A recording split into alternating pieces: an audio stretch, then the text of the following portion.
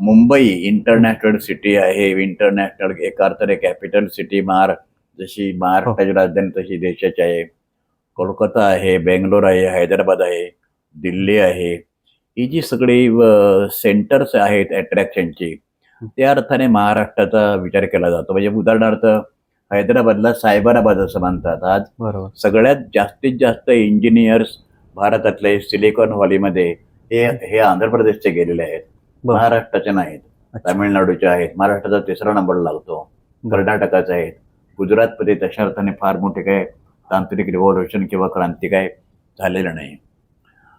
फडणवीस महाराष्ट्राचे मुख्यमंत्री हे 4 दिवस त्या कॉन्फरन्समध्ये होते आणि त्यांच्या म्हणण्याप्रमाणे आपल्याकडे जवळजवळ सुरुवातीला 30 लाख कोटी रुपयाची सामंजस्य करार, त्याला मेमोरंडम ऑफ अंडरस्टँडिंग असं म्हणतात. बरं. आता हे एमओयू म्हणजे काय आहे, सामंजस्य करार म्हणजे काय आहेत, तर त्या सामंजस्य करारामध्ये जे अटी असतात, ही जी इन्व्हेस्टमेंट किंवा गुंतवणूक जे करतात, ही गुंतवणूक अनकंडिशनल नाही. बरं. त्याच्यामध्ये त्यांच्या कंडिशन्स असतात आणि त्या कंडिशन्स फुलफिल झाल्या तर ते इन्व्हेस्टमेंट करतील. बरं. ते काही मुक्त इन्व्हेस्टमेंट किंवा मुक्त गुंतवणूक असं नव्हे की आपल्याकडे सगळ्यात जास्त पण आपण फेकून द्या किंवा कुठे इन्व्हेस्टमेंट करावा, असा भाग नाही. सुरुवातीला म्हणजे कालपर्यंत त्यांचं असं म्हणणं होतं की 30 लाख कोटी रुपयाची इन्व्हेस्टमेंट, गुंतवणूक आणि 30 लाख रुपये रोजगार.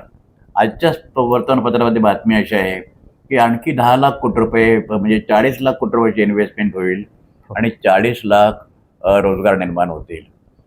पहिली गोष्ट अशी अर्थशास्त्रामध्ये, हां. जेवढी इन्व्हेस्टमेंट होते हां. त्या प्रमाणामध्ये रोजगार निर्माण होत नाही. बरं.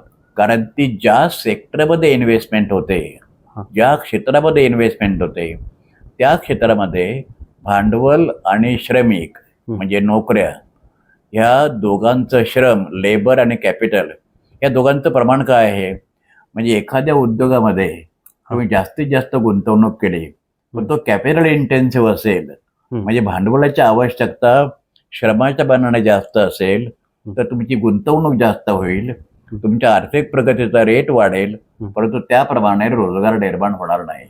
अच्छा. त्यामुळे 30 लाख कोटी रुपये इन्व्हेस्टमेंट म्हणजे 30 लाख रोजगार, 40 कोटी लाख इन्व्हेस्टमेंट, लाख कोटी रुपये म्हणजे असं सरळ सरळ इक्वेशन मांडणं हे ॲब्सोल्युटली अशास्त्रीय आणि अर्थशास्त्रीय आहे.